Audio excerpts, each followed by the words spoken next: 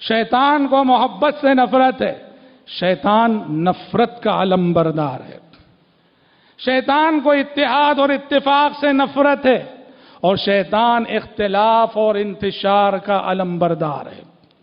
और आज हम देखते हैं हमारा जो खानदानी निज़ाम है, हमारे खानदानी निज़ाम में शैतान का अमल दखल बहुत हो चुका।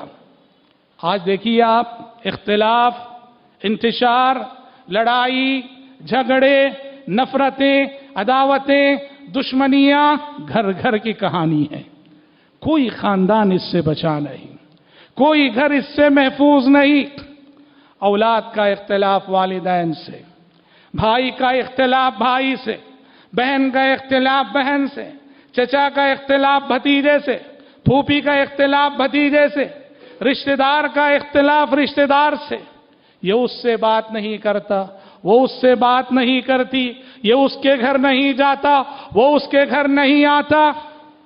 और खासकर मियां बीवी का रिश्ता, रिश्ते ज़ौजियत जिसे कहा जाता है, आज तलाक और खुले की वारिदात और हादिसात घर घर की कहानी बन गए।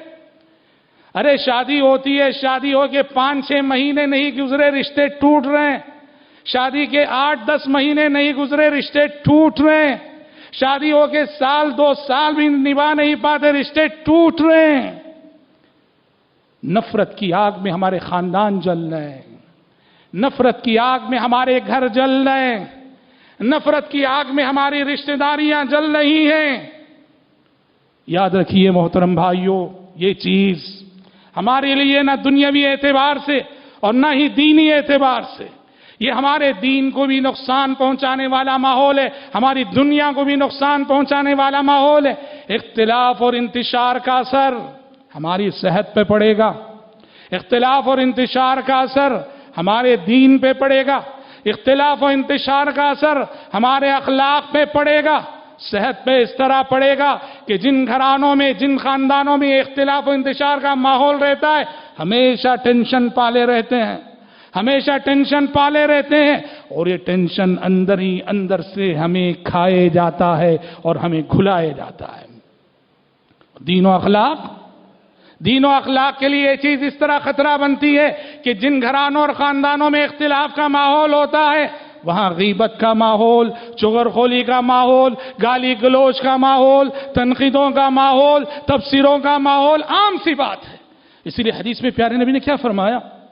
आपने फरमाया कि फसादु ज़ातिल बैन हियल हालिका, कहा कि ताल्लुकात का बिगाड़, ये आपसी इख्तिलाफात, ये आपसी इंतिशार, ये आपसी दुश्मनियां, ये मूंड के रख देती हैं तुम्हें, मूंड के। कहा कैसे मूंड के रख देती हैं?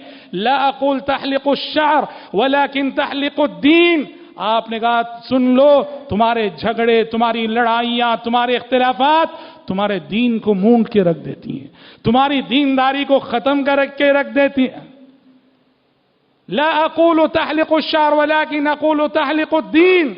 आपने कहा यह चीज तुम्हारे दीन को खत्म करके रख देती है। इसीलिए कुरान कहता है ताल्लुकात जब भी बिगड़े, जहां भी बिगड़े, मसाइल हर जगह पैदा होते हैं, हर घर में पैदा होते हैं, हर खानदान में पैदा होंगे ही। मिजाज अल्लाह ने अलग अलग बनाए, तबीयतें अल्लाह ने अलग अलग बनाई। शरीयत कहती फौरन हल करने की कोशिश करो।